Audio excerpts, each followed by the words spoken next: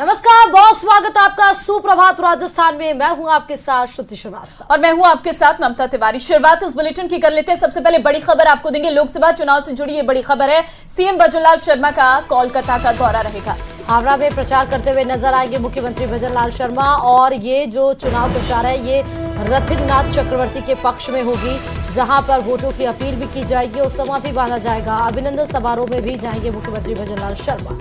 सुबह 10 बजे कोलकाता से दिल्ली के लिए रवाना होंगे। तो फिलहाल आपको जानकारी दे दें कि अब अन्य प्रदेशों के चुनाव प्रचार को धार देते हुए नजर आ रही हैं सीएम भजनलाल शर्मा। पहले 2 चरण में राजस्थान में चुनाव संपन्न हो गए थे। अब ऐसे में जो अन्य प्रदेशों में चुनाव है वहां पर बीजेपी प्रत्याशी के पक्ष में जो जनसभाएं हो रही हैं, जो रैलियां निकाली जा रही हैं, उसमें शामिल हो रहे हैं सीएम भजनलाल शर्मा। तो ऐसे में आज कोलकाता का दौरा, हावड़ा में प्रचार करेंगे सीएम भजनलाल शर्मा।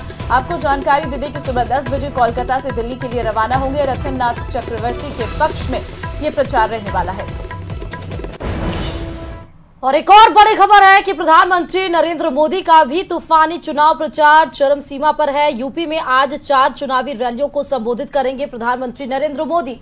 तो यूपी में आज प्रधानमंत्री की ताबड़तोड़ रैलियां रहने वाली हैं, जिसमें आजमगढ़, जौनपुर, भदोही और प्रतापगढ़ हैं, जहां पर रैली को संबोधित करेंगे। रात लखनऊ में ही रुक सकते हैं प्रधानमंत्री नरेंद्र मोदी। देखिए, यूपी में अब चुनावी प्रचार जो है वो तेज हो गया है, क्योंकि बाकी की बची सीटों पर, उत्तर प्रदेश पर सभी की निगाहें हैं। ऐसे में अब तूफानी प्रचार देखने को मिल रहा है। आज ही 4 चुनावी रैलियां प्रधानमंत्री नरेंद्र मोदी करेंगे। साथ ही खबर यह भी है कि चुनाव रैलियों के साथ साथ रात में रात्रि विश्राम उत्तर प्रदेश की राजधानी लखनऊ में कर सकते हैं और उसके बाद कल फिर रवाना होंगे। दिव्या मदेरणा सोशल मीडिया पर जोधपुर ग्रामीण पुलिस पर सवाल उठा रही है। उनको ग्रामीण एसपी की कार्यशैली नागवार गुजरी है। दिव्या मदेरणा लगातार जोधपुर ग्रामीण पुलिस की कार्यप्रणाली पर सवाल तो खड़े कर रही हैं और उधर पुलिस का यह भी कहना है कि जिन अलग अलग घटनाओं का जिक्र दिव्या कर रही हैं उनमें कार्रवाई जारी है। पूरा मामला क्या है, इस रिपोर्ट से समझिए।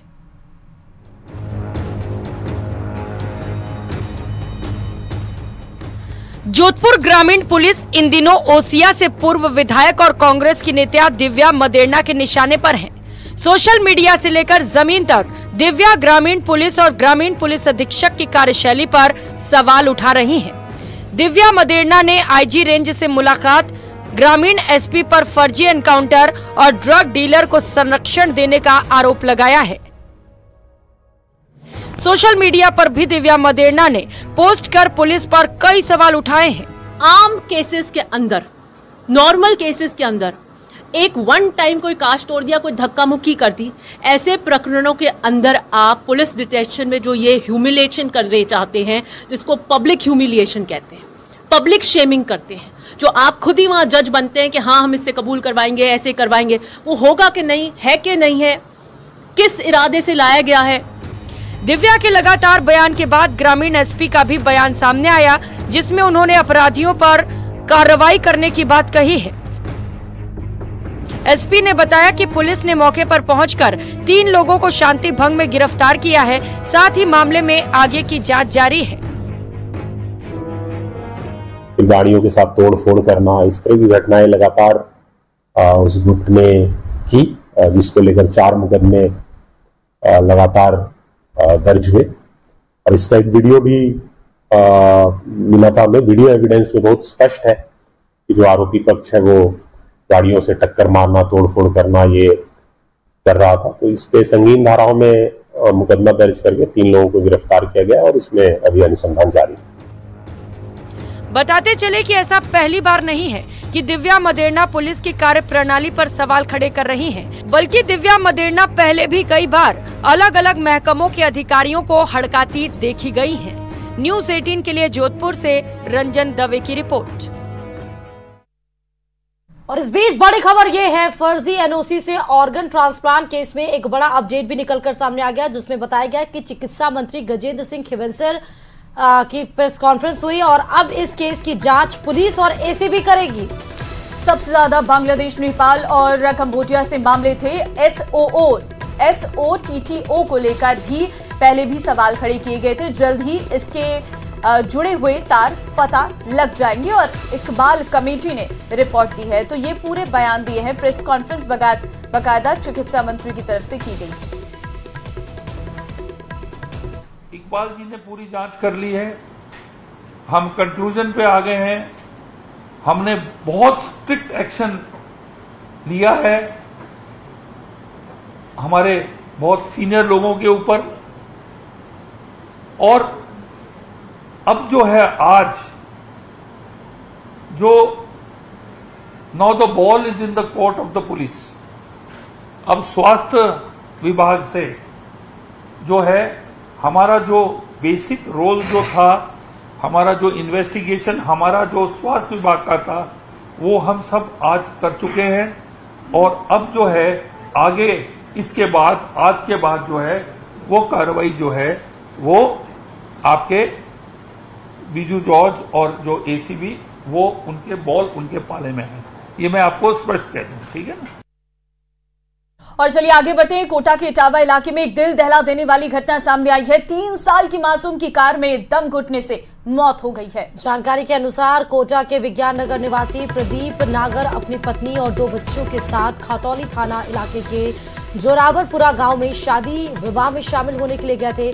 जोरावरपुरा गांव पहुंचने पर उन्होंने गाड़ी पार्क कर दी और गाड़ी में 3 साल मासूम की गर्वी सो रही थी बच्ची, जिसका नाम गर्वी बताया गया है। प्रदीप नागर पत्नी और एक बच्चे के साथ भूलक शादी में शामिल होने के लिए चले गए। करीब 2 घंटे बाद बंद कार में मासूम मौजूद थी और इसके चलते उसका दम घुट गया और मौत हो गई। हालांकि परिजन बच्चे को आनन फानन में अस्पताल लेकर पहुंचे, लेकिन बचाया नहीं जा सका। तो ये बड़ी भूल है और भूल कर भी आप लोग अपने बच्चों को इस तरीके से कार में ना बंद करके जाएं। 3 साल की मासूम थी और उसकी मौत बताई जा रही है।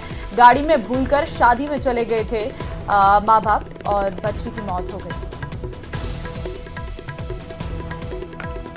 चलिए, कोटा से बड़ी खबर यह है कि मासूम के अपहरण कांड के पर्दाफाश का ये मामला है, जहां पर मासूम लविश को बाल कल्याण समिति के माध्यम से परिजनों को सुपुर्द कर दिया गया है। आरोपियों से पूछताछ के दौरान हो रहे हैं कई चौंकाने वाले खुलासे। गिरफ्तार 5 आरोपी हैं।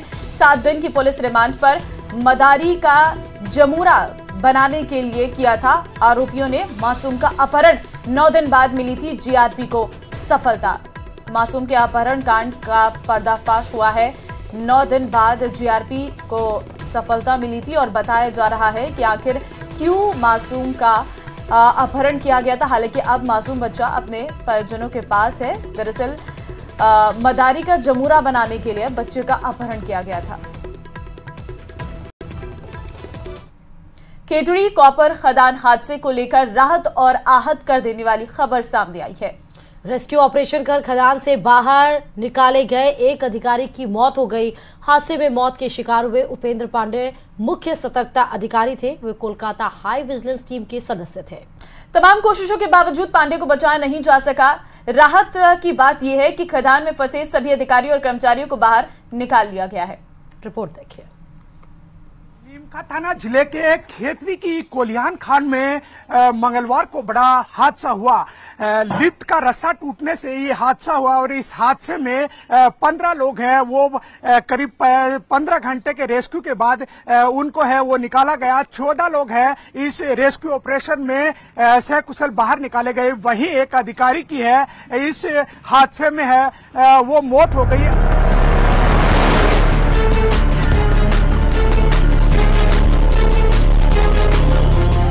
जीत की राह इतनी आसान नहीं थी। यहाँ कदम कदम पर रोड़े थे, लेकिन हिम्मत का हिमालय हर मुश्किल को रौंदने पर आमादा था। बात कुल जमा इतनी कि जब जिद जीत की हो तब घाव नहीं देखे जाते, मायने नहीं रखते। मिली जानकारी के मुताबिक मंगलवार रात खदान में निरीक्षण चल रहा था। तभी रात 8:10 पर 1875 फीट की गहराई में लिफ्ट की चेन टूट गई। 7:30 बजे मेरे को पता लगा ऐसे हो गया। फिर मेरे को जीरो लेके चले गए। 5 आदमी मैंने ऊपर छोड़ दिए अपने जो काम पे लगे हुए थे ना, वो ऊपर की हेल्प कर रहे थे, मैं नीचे कर रहा था। फिर उनको नीचे से निकाल के ला रहे थे, वैसे ट्रीटमेंट दे रहे थे। सुबह तक जैसे उनको निकाला ऊपर पहुंचाते गए। तो रस्सा टूटने की बात सामने आ रही है। हाँ, किस तरह का अब ये तो सब पता नहीं कैसे टूटा है। बाकी रस्सा टूटने से न केज एकदम से नीचे चला गया। हादसे में कोलकाता की विजिलेंस टीम और खेतड़ी कॉपर कॉर्पोरेशन के अधिकारी सहित 15 लोग खदान में फंस गए।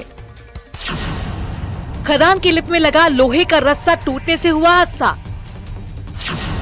1875 फीट गहरी खदान में फंसे विजिलेंस टीम के 14 सदस्य। 14 मई 8:30 बजे पुलिस प्रशासन खदान के मेन गेट पर पहुंचा। 14 मई रात 9 बजे पुलिस रेस्क्यू टीम खदान के अंदर पहुंची। दूसरे चरण में हिंदुस्तान कॉपर का मेडिकल दस्ता खदान में पहुंचा। 15 मई सुबह 8 बजे खदान से 3 लोगों को सकुशल बाहर निकाला गया। 15 मई सुबह 9 बजे 5 और लोगों को सकुशल बाहर निकाला गया। 15 मई सुबह 10 बजे 2 और लोगों को सकुशल बाहर निकाला गया। 15 मई सुबह 11:30 बजे 4 और लोगों को बाहर निकाला गया।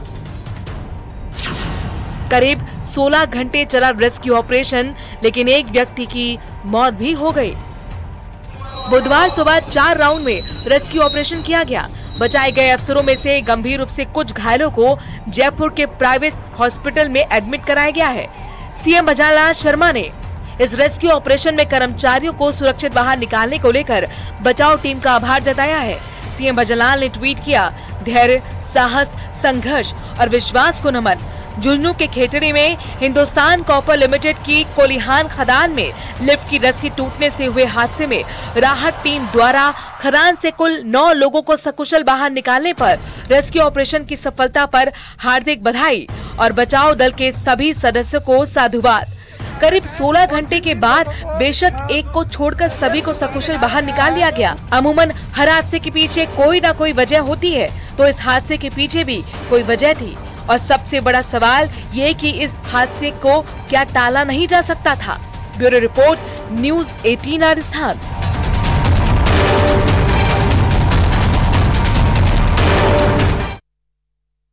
और कॉपर खदान हादसे में चीफ विजिलेंस ऑफिसर की मौत हो गई। घटना की वजह जानने के लिए माइनिंग डिपार्टमेंट इंटरनल जांच कमेटी बना रहा है और जांच कमेटी जो बनाई जाएगी वो पूरी तरीके से जांच करेगी, जिसमें ये पता लगाने की कोशिश करेगी कि कैसे लिफ्ट की केबल टूटी है, कहां चूक हुई है और इसके लिए कौन जिम्मेदार है। देखिए रिपोर्ट।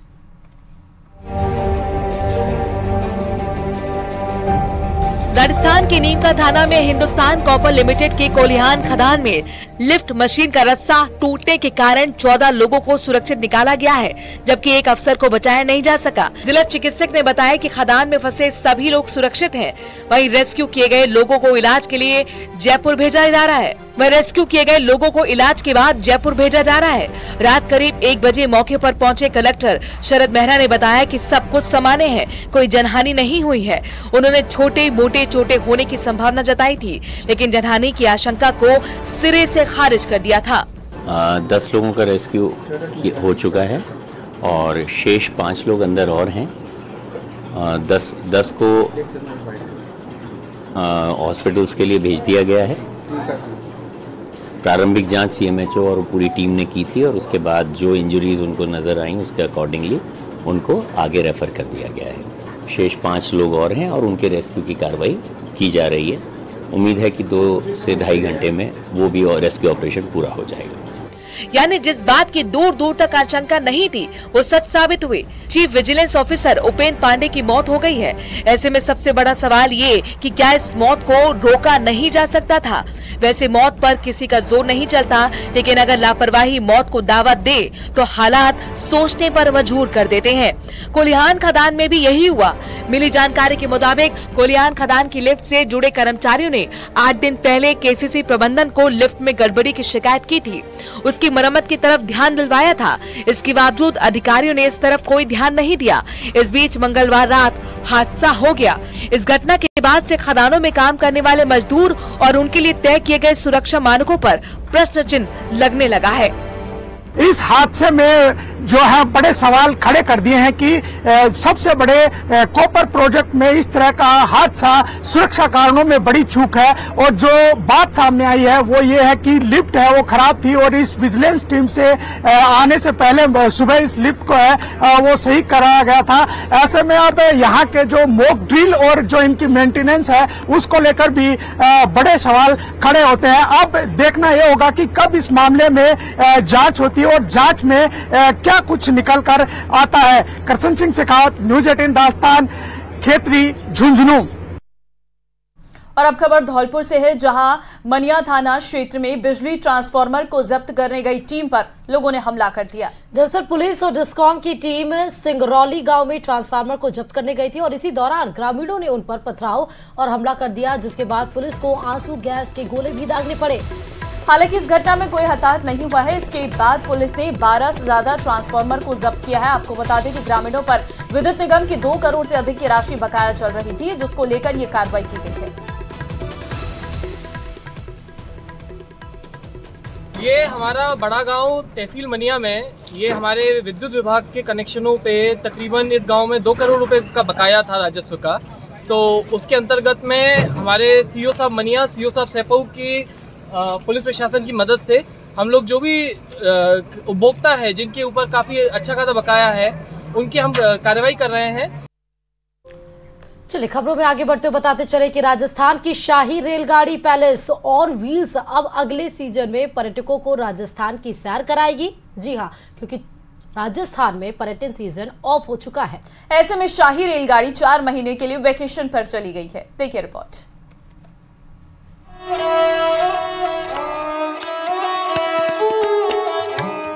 स्पा, जिम और तमाम लग्जरी सुविधाएं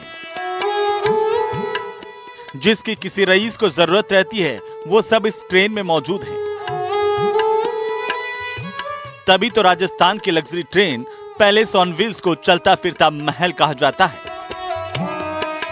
चूंकि राजस्थान में पर्यटन सीजन ऑफ हो चुका है, इसीलिए आन बान और शान की प्रतीक पैलेस ऑन व्हील्स 7 मई के बाद आराम फरमाने चले गई है। POW हमारी उसका लास्ट टूर हो गया था अप्रैल एंड में, और 7 मई के बाद से रेलवेज ने हमें कहा था कि वो जो भी इसकी हाउलिंग होती है, रिपेयर होता है, रिफर्बिशमेंट्स होते हैं, तो वो काम अभी रेलवेज द्वारा किया जा रहा है। दुनिया की नजर में भले ही पैलेस ऑन व्हील्स आराम फरमा रही हो, लेकिन हकीकत यह है कि शाही रेलगाड़ी अगले सीजन में सैलानियों को लुभाने की तैयारी कर रही है। खबर है कि पैलेस ऑन व्हील्स में जल्द ही कॉर्पोरेट बैठकें की जाएंगी और शादी ब्याह की फोटोग्राफी भी करवाई जा सकेगी। प्रदेश की सरकार ने इसकी सैद्धांतिक मंजूरी भी दे दी है। प्रदेश के उप मुख्यमंत्री दिया कुमारी ने फरवरी के अंत में कहा था कि सरकार राजस्थान को भारत और विदेशों में पर्यटन का केंद्र बिंदु बनाने की योजनाओं पर विचार कर रही है। पैलेस ऑन व्हील्स को डेस्टिनेशन वेडिंग के लिए उपलब्ध करवाना इसी कड़ी में एक महत्वपूर्ण निर्णय है, लेकिन आचार संहिता की वजह से आरटीडीसी की मैनेजिंग डायरेक्टर इस बारे में कुछ भी बोलने से साफ इनकार कर रही हैं। जो भी दूसरी चीजें हैं जो चाह रहे हैं, डिपार्टमेंट चाह रहा है या एक इनिशिएटिव के तौर पे, बाकी चीजों पे भी कोड ऑफ कंडक्ट के बाद में हम लोग इस पे कार्य करेंगे। पैलेस ऑन व्हील्स में डेस्टिनेशन वेडिंग से न सिर्फ प्रदेश में डेस्टिनेशन वेडिंग को बढ़ावा मिलेगा, बल्कि इससे विदेशी पर्यटकों में भी राजस्थानी कला संस्कृति और वैदिक परंपराओं को नजदीक से जानने का मौका भी मिलेगा। पर्यटन विभाग के मुताबिक देश की 75% हेरिटेज संपत्तियां राजस्थान में हैं, जो इसे डेस्टिनेशन वेडिंग्स के लिए देश में सबसे पसंदीदा मंजिल बनाती है।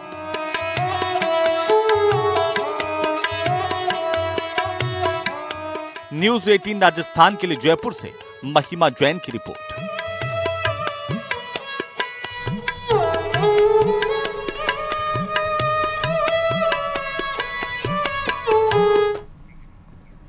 चलिए आगे बढ़ते हैं। दौसा जिले में बढ़ते अपराध और नशे के कारोबार पर चोट करने के लिए पुलिस ने नई पहल की है।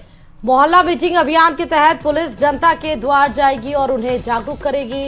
इतना ही नहीं, बीट कांस्टेबल हर मोहल्ले का एक व्हाट्सएप ग्रुप बनाएगा जिसमें लोकल लेवल पर शिकायतों का तत्काल समाधान किया जाएगा। पुलिस प्रशासन का मानना है कि जनता के सहयोग से ही अपराध पर काबू पाया जा सकता है।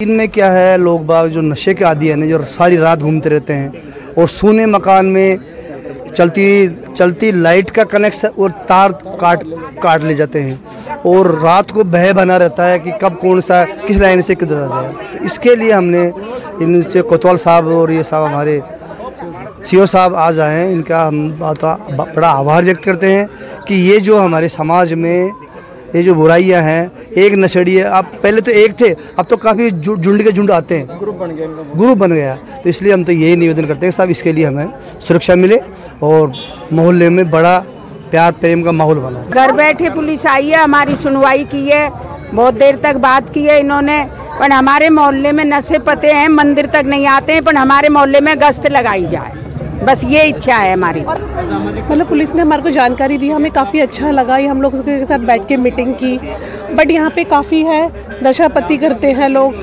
चोरी। और चार धाम यात्रा में श्रद्धालुओं की भारी भीड़ उमड़ रही है। वहीं स्वास्थ्य विभाग ने यात्रा रूट में इस बार ज्यादा डॉक्टर तैनात किए हैं और 100 स्वास्थ्य मित्रों की भी ड्यूटी लगाई गई है। देखिए रिपोर्ट।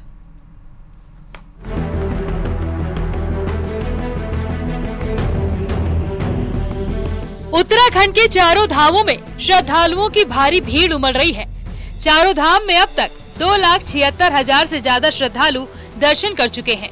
वहीं धामों में उमड़ रही भीड़ की वजह से कई बार जाम की समस्या का सामना श्रद्धालुओं को करना पड़ रहा है। गंगोत्री और यमुनोत्री धाम में भीड़ ज्यादा हो रही है, जिसके बाद सीएम पुष्कर सिंह धामी के निर्देश पर सचिव मुख्यमंत्री आर मीनाक्षी सुंदरम को गंगोत्री यमुनोत्री की जिम्मेदारी दी गई है, जो चार धाम यात्रा व्यवस्थाओं की मॉनिटरिंग करेंगे। वहीं चार धाम यात्रा में आए 6 श्रद्धालुओं की मौत अभी तक हुई है, जिसके बाद अब यात्रा रूट पर स्वास्थ्य मित्र और एम्बुलेंस के रिस्पांस टाइम को कम करने पर फोकस है। इस बार यात्रा रूट पर पिछले साल के मुकाबले 40 ज्यादा डॉक्टर लगाए गए हैं और 100 स्वास्थ्य मित्र पैदल मार्गों पर मौजूद हैं। स्वास्थ्य मित्रों की तैनाती की है और ये सामान्यतः जो है फर्स्ट रिस्पॉन्डर के तौर पर ये काम करेंगे और पूरे यात्रा रूट में कहीं पे भी पेशेंट को किसी भी प्रकार की दिक्कत का सामना करना पड़ता है तो फर्स्ट रिस्पॉन्डर के तौर पर ये संबंधित स्वास्थ्य केंद्र में इंफॉर्मेशन भी पहुंचवाएंगे और जो यथासंभव मदद है यात्री की वो भी करेंगे। इसके अलावा जो है हम लोगों ने इस बार 40 डॉक्टर्स और लगाए हैं compare to last time. Team पूरी तैयार है। हमने लगभग 389 एमबीबीएस डॉक्टर्स, 79 स्पेशलिस्ट और 337 पैरामेडिकल तैनात किए गए हैं और 156 एम्बुलेंस हमारी यात्रा रूट पे तैनात है। साल 2023 में चार धाम यात्रा के दौरान 200 से ज्यादा लोगों की मौत से स्वास्थ्य विभाग की खूब किरकिरी हुई थी। वहीं इस बार शुरुआत में 6 यात्रियों की मौत प्रशासन और हेल्थ डिपार्टमेंट के लिए चिंता का सबब बनी हुई है। देहरादून से न्यूज़ 18 के लिए भारती सकलानी की रिपोर्ट। चलिए तमाम खबरों के साथ सुप्रभात राजस्थान में फिलहाल अभी के लिए इतना है। हम दोनों को इजाजत दीजिए। आप देखते रहिए न्यूज़ 18 राजस्थान। नमस्कार।